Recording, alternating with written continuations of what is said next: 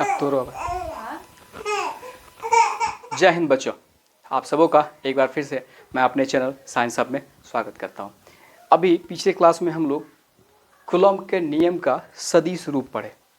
Coulomb के नियम का सदिश रूप का डिस्क्रिप्शन पढ़े, कैसे क्या होता है। ठीक है, उसी कड़ी को आगे बढ़ाते हुए आज हम लोगों को पढ़ना है अध्यारोपण का सिद्धांत। क्या पढ़ना है? अध्यारोपण का सिद्धांत, द प्रिंसिपल ऑफ सुपरपोजिशन। अध्यारोपण का सिद्धांत पढ़ना है। अगर आप हमारे चैनल पर पहली बार आए हैं तो चैनल को सब्सक्राइब कर लें, वीडियो अच्छा लगे तो लाइक कर दें और वीडियो को अपने दोस्तों के पास भी शेयर करें। ठीक है, तो चलिए बगैर समय बर्बाद किए देखते हैं कि अध्यारोपण का सिद्धांत क्या है। ठीक है, एकदम छोटा सा टॉपिक है, समझने वाली बात है, ज़्यादा कुछ होता नहीं है यहाँ पे। कहते हैं इस सिद्धांत में क्या है कि यदि एक निकाय कोई भी एक पॉइंट ले लीजिए, कोई भी पॉइंट ले लीजिए यहाँ पे, ठीक है, तो उस पर अगर ढेर सारा आवेश, जैसे हम लोग अभी कूलॉम का नियम में था तो क्या कहते थे, Q1 Q2 ये होता था।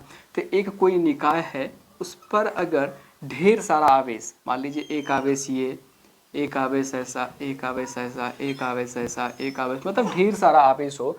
ठीक है, ढेर सारा आवेश एक ही जगह आके मिलता हो, ढेर सारा आवेश एक ही जगह आके मिलता हो, तो उस पर जो कार्यरत होगा परिणामी बल, उस पर कार्यरत परिणामी बल जो होगा, यहाँ पर जो कार्यरत परिणामी बल होगा वो क्या होगा, सभी आवेशों द्वारा, ये जितना आवेश लगाए हैं, जितना आवेश लगा है उस आवेश पर लगाए गए अलग अलग, ये मान लीजिए ये रहा Q2, ये रहा Q1, तो ये रहा Q3, Q4, Q5, ये डैश कह दीजिए Qn। ठीक है, अगर ये Qn है तो अलग अलग सब पे कोई ना कोई फोर्स लग रहा होगा, जो कि हम लोग कूलॉम के नियम में पढ़े। तो सबका जो अलग अलग फोर्स होगा उसके सदिश योग, उसका जो सदिश योग होगा उसके बराबर होता है, उसके सदिश योग के बराबर होता है। ठीक है, कोई भी एक निकाय ले लीजिए,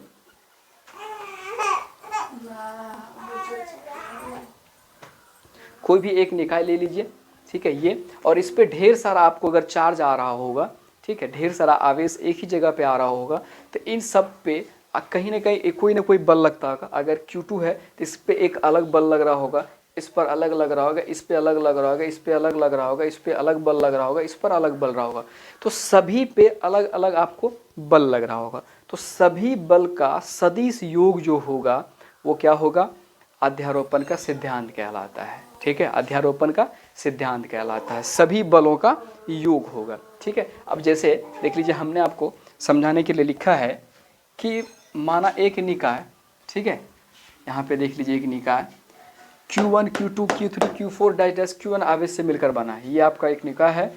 ठीक है, तो ये ढेर सारा आवेश से मिलकर बना हुआ है। ठीक है, जैसे कि यहाँ भी हमने आपको बताया था। तो कहता है कि यदि Q1 पर Q2 Q3 Q4 dash Qn द्वारा, यानी Q1 पर Q2 Q3 Q4 Qn द्वारा लगाए गए बल, अगर देख लीजिए क्या होगा, F12, अब देख लीजिए R12 है तो F12, देखिए 13 है तो F13, अगर 14 है तो F14, ये सभी वेक्टर फॉर्म में F14, तो डैश डैश अगर n है तो क्या हो जाएगा, F1n होगा है। तो अध्यारोपण के सिद्धांत से, अध्यारोपण का सिद्धांत क्या कह रहा था कि सभी पे जो बल लग रहा है, ये देख लीजिए, सभी पे जो बल लग रहा है उन सभी बलों का सदिश योग, तो देख लीजिए F है तो आपको देख लीजिए F12 plus F13 plus F14 dash dash Fn, तो यही आपका अध्यारोपण का सिद्धांत होता है। ठीक है, अध्यारोपण का सिद्धांत में क्या कर रहा था कि उसका जो सदिश फॉर्म होगा बल का, वो जितने भी बल उसके अंदर में काम कर रहे होंगे सभी बलों का सदिश योग अध्यारोपण का सिद्धांत होता है। ठीक है, उस कड़ी को कूलॉम के नियम के हिसाब से उस कड़ी को अगर थोड़ा आगे बढ़ाते हैं, कहता है यदि Q1 का Q2 के सापेक्ष स्थिति सदिश, ठीक है, स्थिति सदिश वेक्टर R12 Q3 के सापेक्ष तो R13 होगा, और डैश अगर बात करें Qn का तो क्या हो जाएगा, तो Q1n होगा। डैश डैश की बात करें n का n तक तो Q1n हो। यदि इनके अनुदिश एकांक सदिश को बोले थे कल भी कूलॉम के नियम में, एकांक सदिश को हम लोग कैप से सूचित करते हैं। किससे सूचित करते हैं, टोपी लगाते हैं। तो किस पर, तब देखिए किसके सापेक्ष है, तो R12 का, तो R12 कैप होगा। अगर R13 कहेंगे तो R13 कैप होगा। अगर ये यहाँ पे R1n होगा, अगर R1n होगा तो यहाँ पे क्या होगा, R1n कैप होगा। ठीक है, R1 कैप है। तो फिर कूलॉम के नियम में क्या था फॉर्मूला, F बराबर 1/4πε0 into Q1 into Q2 upon में R²।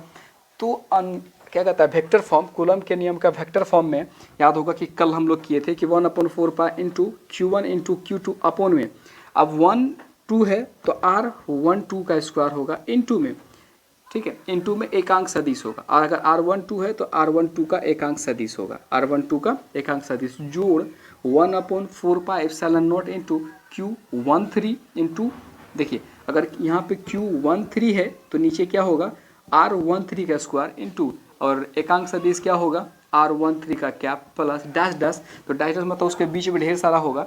और अगर n की बात करें तो 1/4ε0 इंटू Q1 इंटू Qn, तो जब देखिए 1 और n है तो R क्या होगा, 1 और n का स्क्वायर इंटू R1 कैप होगा।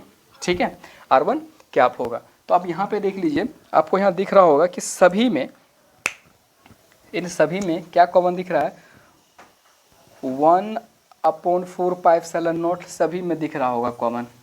तो जब कॉमन दिख रहा है तो कॉमन निकाल लेते, 1/4πε0 इंटू क्या हो जाएगा, Q1 इंटू Q2 अपॉन में R12 का square into R12 cap plus 1/4πε0 तो कॉमन है, तो ये हो जाएगा Q1 इंटू Q3 अपॉन में R13 का square into R13 cap plus dash dash plus Q1 into Qn upon में R1n का स्क्वायर इंटू R1n कैप। ठीक है, तो ये आपका सदिश फॉर्म में हो गया। अध्यारोपण का सिद्धांत जो है ये सदिश फॉर्म में दिख रहा होगा। ठीक है, ये क्या दिख रहा है, सदिश फॉर्म में दिख रहा है। तो ये आपका अध्यारोपण का सिद्धांत था। तो आपको देखिए फिर से एक बार दोबारा आपको याद दिला दें, अध्यारोपण का सिद्धांत क्या हो गया, सिंपल सा बात है कि कोई भी एक निकाय ले लीजिए, उस निकाय पे ढेर सारा चार्ज काम करता होगा। कोई भी आप निकाय ले लीजिए, उस पर ढेर सारा चार्ज काम करेगा। ठीक है, ढेर सारा चार्ज काम करेगा। जब चार्ज काम करता है तो कहीं ना कहीं उस पर कोई ना कोई बल भी लगता है। तो जितने चार्ज होंगे उतने बल होंगे। तो जो भी बल होगा सभी बलों को जोड़ करके, जो अलग अलग बल है सभी बलों का जोड़ यानी कि सदिश योग के बराबर होगा, यानी कि वेक्टर F बराबर, अब यहाँ देखिए हम 4 तक लिखे हैं या 5-6 तक लिखे हैं, आपकी मर्जी है, 8-10 जब भी जितना भी आप Q लेना चाहे, चार्ज लेना चाहे आप ले सकते हैं, कोई दिक्कत नहीं है। लेकिन अंत n तक ही होगा। n मतलब हो गया जहाँ उस बीच में ढेर सारा होगा, गिनती की संख्या ढेर सारा है।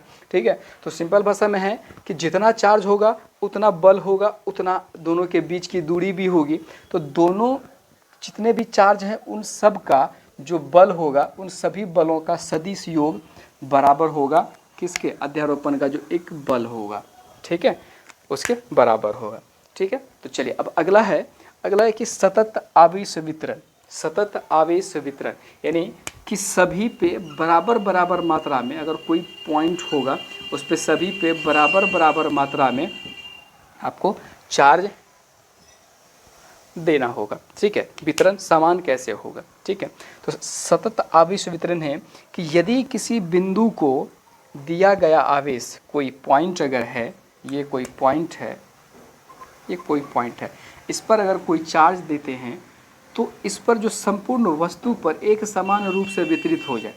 इस पर अगर कोई चार्ज देंगे तो इसके अगल बगल में या कोई भी वस्तु होगा उस पर क्या होगा, समान रूप से वितरित हो जाए, तो उसे क्या कहते हैं, सतत आवेश वितरण कहते हैं। उसे क्या कहते हैं, सतत आवेश वितरण कहते हैं।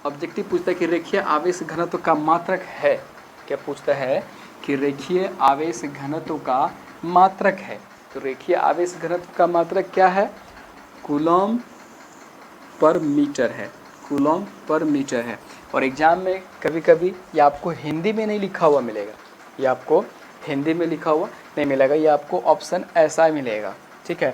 या तो ऐसा होगा cm पे पावर -1, या आपको ऐसा मिल सकता है c/m,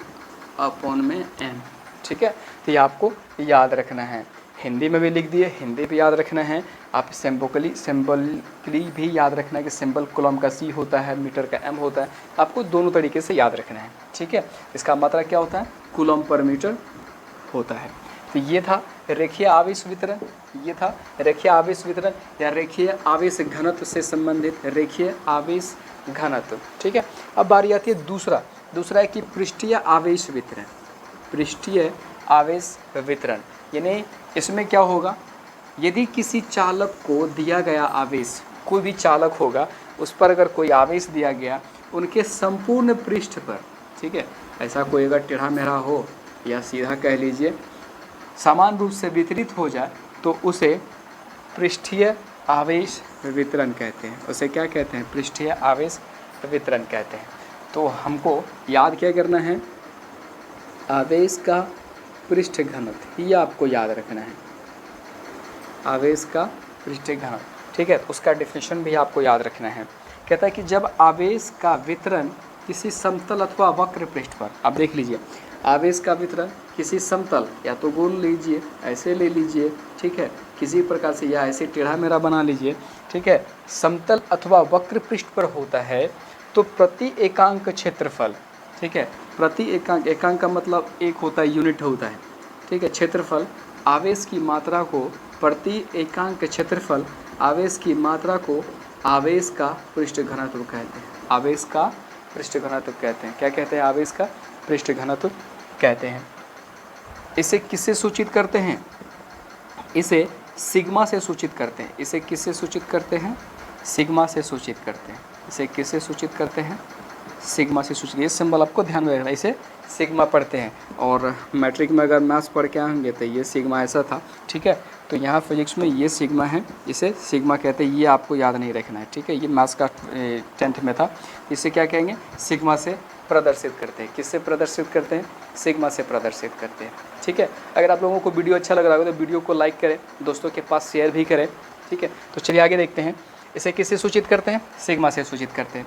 कहता है यदि Q आवेश किसी पृष्ठ A क्षेत्रफल पर, अब मान लीजिए ये सारा हमने डायग्राम बनाया, इसका क्षेत्रफल अगर A हो, इसका भी अगर A हो, इसका भी अगर A हो, तो इस पर समान रूप से वितरित होता है चार्ज। क्या होगा, ये सभी समान रूप से वितरित हो जाएगा, ठीक है। समान रूप से वितरित हो तो आवेश का पृष्ठ घनत्व सिग्मा बराबर क्या हो जाएगा, इसका आवेश का पृष्ठ घनत्व सिग्मा बराबर क्या होगा, सिग्मा बराबर हो जाएगा जो उस पर चार्ज दिया गया है और उसके क्षेत्रफल से भाग दे देना है कि Q बट्टे में A, Q upon A, Q upon में A, यानी कि उस पर जो चार्ज दिया गया है उस चार्ज को क्षेत्रफल से भाग दे दीजिए तो आवेश का पृष्ठ घनत्व निकल जाएगा, आवेश का पृष्ठ घनत्व निकल जाएगा, ठीक है। उसके बाद इसका मात्रक क्या होता है, इसका मात्रक कूलम पर मीटर स्क्वायर। अब देखिए ये आपको पता होगा, क्षेत्रफल का मात्रक क्या होता है, मीटर स्क्वायर। क्यों भाई, तो क्षेत्रफल को 2 बार गुना करना पड़ता है, मीटर गुना मीटर, ठीक है, इसलिए क्या होता है मीटर स्क्वायर। और आवेश का तो कूलम होता है, और देखिए बट्टे में क्या है A, तो बट्टे में फिर क्या होगा, A का मात्रक क्या होगा मीटर स्क्वायर, तो coulomb upon metre square Cm⁻² होता है, ठीक है। अगर आपसे पूछा जाए कि आवेश घनत्व, आवेश का पृष्ठ घनत्व का मात्रक बताइए, कूलम पर मीटर स्क्वायर होता है, कूलम पर मीटर स्क्वायर होता है। क्या होता है, कूलम पर मीटर स्क्वायर होता है।